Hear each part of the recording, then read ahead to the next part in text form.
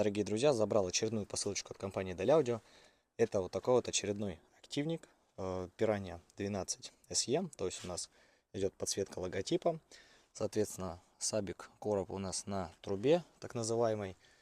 И с другой стороны у нас уже идут все терминалы, все настройки и прочие выходы. Сейчас мы будем подключать данный сабик и, соответственно, слушать, как он играет. Ну что ж, дорогие друзья, подключили мы активничек. Уже чуть-чуть прокатились. Играет он достаточно хорошо. Поэтому предлагаю заценить вам. Вот такая вот у нас замечательная подсветочка. Все, в принципе, красивенько смотрится.